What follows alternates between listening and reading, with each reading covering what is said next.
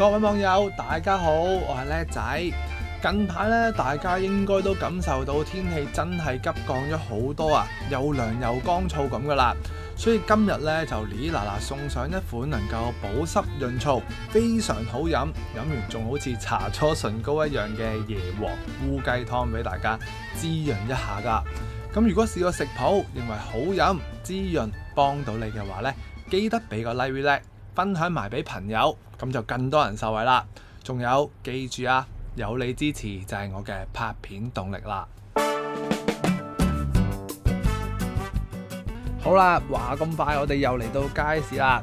咁要煲呢一款湯呢，第一時間就一定要買一隻雞先啦。咁今次我哋要買嘅雞呢，都有些少嘅要求，就係一定要買竹絲雞，亦即係烏雞啦。咁點解要用烏雞？一陣呢都會講下噶。咁而家賣烏雞賣緊幾錢？我哋一齊嚟聽下啦。好長啦，一隻半隻，半隻雞。煲湯係咪啊？使唔使斬啊？唔使斬啊，唔該。就係咁樣，我就買咗半隻嘅烏雞，一共咧就35蚊。咁啊，姐姐非常好人啦，仲可以幫我哋斬埋添。但係我就覺得唔需要啦，因為咧煲出嚟咧就會靚仔啲，同埋我哋用半隻烏雞嘅好處咧，就可以加多件瘦肉落去咧，咁就慳翻唔少，都會有一個等同嘅肉味出嚟㗎。師傅唔該，30蚊瘦肉唔該。30蚊瘦肉啊！好，唔該晒。買完瘦肉，跟手咧，我哋就買埋蔬菜啦。咁大家不妨留意住小弟嘅足跡，因為將會帶大家去呢一間菜店咧，非常之值得推介。價錢咧唔算係平，但係合理。最緊要咧係咩咧？啲菜新鮮啊嘛。咁我估計咧呢一度嘅街坊咧都會一清二楚呢間鋪啲質素噶啦。要多4兩栗子肉唔該。4兩。係。唔該。半磅啊，10蚊。好啊。16。你要幾多？2個一樣一間。唔係，我淨係要呢個好。好，唔該。多謝。就係咁樣，我就一共買咗1包嘅馬蹄啦，同埋半磅嘅栗子肉，一共咧就16蚊嘅。咁之後咧發現到佢有好新鮮、好嫩口嘅椰菜，咁到最後我都買咗差唔多1斤左右啦。咁啊10零20蚊到，非常好食。所以大家知道邊度嘅話，記得幫襯多啲啦。好食啊！呢隻好食，幾錢啊？17、13、17。呢度有幾多啊？差唔多1斤2兩。係咯，差唔多1斤啊！等你仲話食得少。多謝。好，唔該。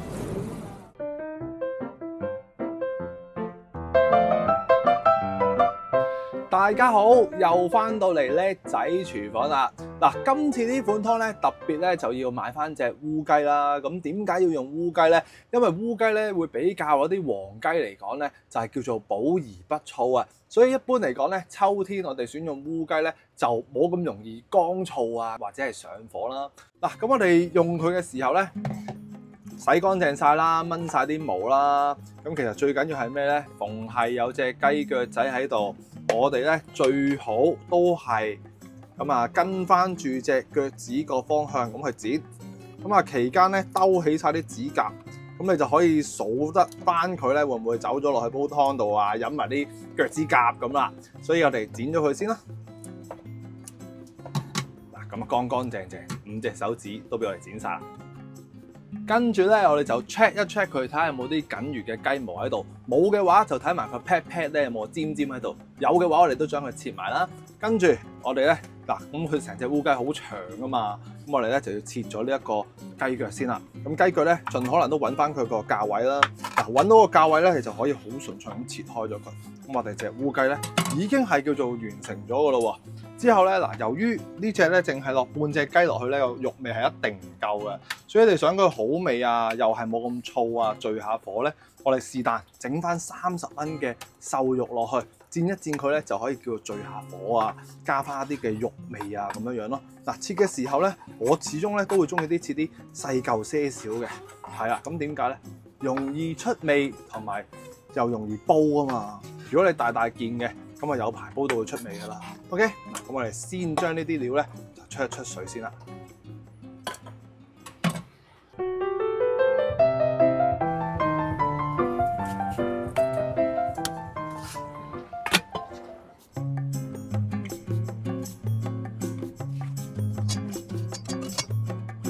瘦肉同烏雞都出完水咧，跟住我哋就講下啲配料啦。嗱，咁呢啲係咩咧？就係叫做栗子肉啦。買嘅時候咧，嗱，如果俾我見到有啲去咗殼嘅，咁梗係買啲去咗殼啦。但係其實嚴格嚟講咧，未去殼有皮嗰隻栗子咧，正常嚟講咧，我自己就會覺得好味啲嘅。嗱，咁栗子咧一定要落噶啦，因為咧係會出其意料地夾我哋其他嘅湯料，所以呢一煲湯咧有栗子就一定要加埋我哋嗰個椰皇。咁椰皇一陣都會講到㗎。咁栗子有咩用咧？一般咧就要嚟去補鈣啦、補腎啦，仲有抗氧化啦、抗衰老啦，仲有呢一個養髮嘅功效嘅，所以落佢就非常之咁好飲、好食、有益啦。咁呢度咧足足咧就有4兩，用嘅時候我都係揾啲鹽水洗下佢、浸下佢，咁就 OK， 準備好㗎啦。咁唔少得嘅就有呢一度呢8粒嘅馬蹄啦。嗱，咁我就計咗數啊，一包嘅馬蹄咧就大概有12粒到啦。咁我呢次好彩咧，就係粒粒咧都冇爛冇成，真係。如果你知邊度嘅菜店咧，記得幫襯多啲，因為流量快咧，啲馬蹄先可以 keep 到咁靚咁白㗎。咁馬蹄有啲咩好處咧？咁其實一般嚟講咧，好多時候我哋都喺春天、夏天啊，要嚟清熱下火用嘅。咁但係喺秋冬有咩用咧？要嚟生津潤肺都一樣得㗎。所以佢除咗生津潤肺之外咧，仲可以通便啦、解毒啦、涼血啦，仲可以疏肝明目㗎。嗱，咁我哋咧俾多些少佢，千祈咧就唔好話4粒啊、5粒咁。我呢次咧會大手啲嘅，所以咧先至會有多個力量啊、功效咁喺度。咁用嘅時候點樣用咧？嗱，例牌啦，揾翻把重型架撐啦，冇嘅話就問我哋啲長老攞啦。OK， 嗱咁啊輕輕力咧叫做大力丁咁多，又唔好話太大力咁樣咧，拍一拍鬆佢，咁佢先至可以出到啲效果出嚟嘅。嗱，最緊要佢係咩咧？有些少裂縫，咁就 OK 啦。咁上下啦，咁我哋拍晒佢先啦。馬蹄又準備好啦。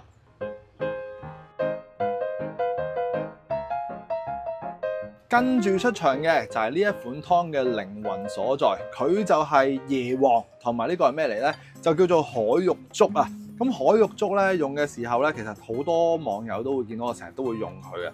咁啊，越係厚身呢啲肉粥頭咧，就越係難浸啊。所以喺我哋煲湯嘅時候咧，呢一度足足咧就浸咗2-3個鐘頭，都未去到中間軟嘅。嗱，我哋一陣先講，我哋先講咗呢一個椰皇先啦。嗱，用嘅時候咧，唔需要話去點樣去浸水嘅，只需要咧原塊過一過水，沖一沖佢，已經用得㗎啦。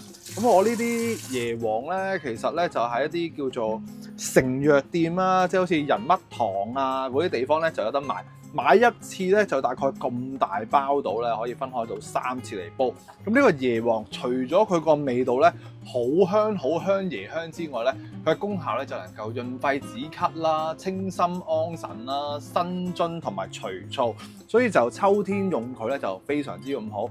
咁我用嘅份量咧會比我哋平時好似去街市度買一啲湯包啊、膽拖腳咁，佢梗有3-4塊咁跟住落嚟嘅。但係呢啲咧就只能夠係出到個微少少嘅椰皇嘅味道啦，但係就攞唔到功效同埋味道咧，就爭少少。所以呢一度咧足足咧一大手咁上下啦，所以有啲時候個份量咧都好緊要啦。好唔好飲就睇佢呢一個做藥引咁樣樣啦。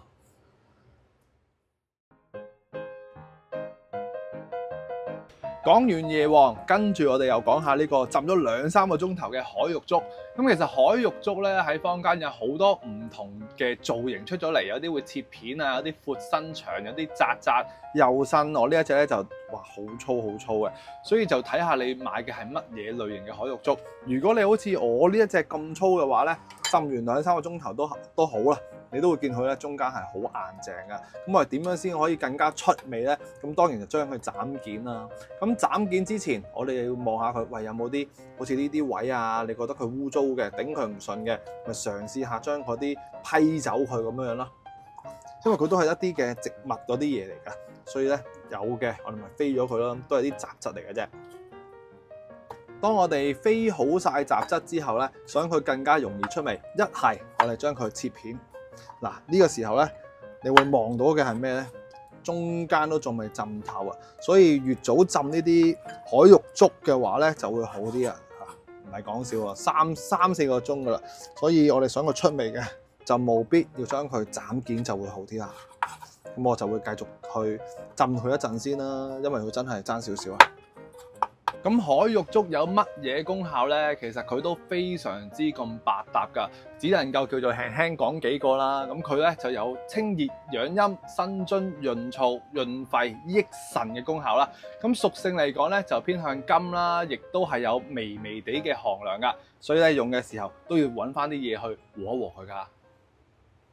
椰皇海肉粥都準備好咧，跟手我哋加強啲功效同埋要和一和佢啲寒性咧，當然就係加翻幾片嘅薑片啦，跟住我想要翻些少嘅明目功效。咁喺臨尾嘅15分鐘落鹽嘅時候咧，我就會落翻幾粒杞子嘅，係啦，咁啊宜少不宜多啦，因為太過多咧，我都講過好多次會有輕微嘅毒性啊咁樣樣嘅，所以少少啦，間中抌落去，我覺得都係有益嘅。咁當然視乎翻你自己嘅身體質素啦。之後咧，嗱呢個我就好建議落嘅，係啦，我成日都會用佢啦。咁佢就叫做椰棗啦，又係一啲潤喉啊嗰啲咁嘅嘢嚟嘅，同埋佢有一個椰汁嘅味道啊，咁啊非常之咁夾一個椰皇嘅味道，所以建議都一次過落埋落去啦。咁我哋3款嘅加強物品都喺度，咁我哋即刻咧就可以煲得啦。嚟到煲湯嘅時候，咁呢款湯咧最緊要係乜咧？最緊要就係將一啲比較係結實嘅湯料，就例如係呢啲栗子啊、呢啲咁嘅乾料咧，都放晒落去。咁係除咗有啲乜嘢放喺面咧，就隻雞要揾翻喺面度，仲好整齊咁擺喺度咧，咁佢就冇咁容易話煲到爛晒啊咁樣樣咯。係啊，所以擺翻佢喺面度咧，你煲出嚟就可以容易啲揾翻佢出嚟食咁樣樣啦。咁我哋除咗呢一個杞子之外咧，將所有嘅材料放晒落去。咁啊，煲大概係90分鐘，咁呢啲煲湯咧就差唔多噶啦。咁喺臨尾嘅15分鐘，我哋就再落埋啲杞子同埋鹽落去。咁呢一款咁正嘅秋天湯水就大功告成啦。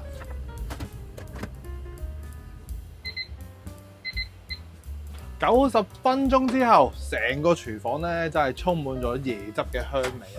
哇，好香好香啊！嗱，咁其實咧呢一款湯咧，可以再煲得白淨啲嘅，因為咧我哋呢隻椰皇咧就冇將佢嗰啲皮嗰啲去咗啊嘛。咁除非你真係好中意好潔白嘅湯啦，如果唔係咧，我都覺得都唔需要話去切走佢。嗱，湯色都非常之咁清嘅，效果又非常之咁潤燥啦。咁隻雞咧就好完美咁可以喺上邊，所以大家都會見到我咧就揾翻個大啲嘅碗啦，一陣成隻雞咧就可以起出嚟啦。咁啊，希望大家中意今集一個咁潤燥啦，又能夠解毒涼血嘅湯水。咁我哋下一集咧就繼續一齊煮，一齊嘆翻碗靚湯啦。咁如果你都中意今集呢一款簡單又潤燥又好味嘅椰皇雞湯嘅話咧，就記得俾個 like 仔，分享埋俾朋友啦。咁大家喺秋天咧都可以一邊滋潤一下，又可以一邊解毒啦。下一集我哋繼續一齊煮，一齊嘆。下條片再見。拜拜！粥本靚湯就咁就完成咗啦。嗱，隻雞原封不動，攞起少少即刻爛咗隻架底添。嗱，非常之咁啱火候啦，真係90分鐘搞掂噶啦。即刻試翻啖先喎，好香好香，椰子味唔係講笑啊！非常好飲，唔係講笑。得閒都快啲試下。不過最緊要係要買到半隻嘅雞，我覺得啱一家4口多啲啦。好啦。拜拜啦，希望大家中意啊！真係正到不得了。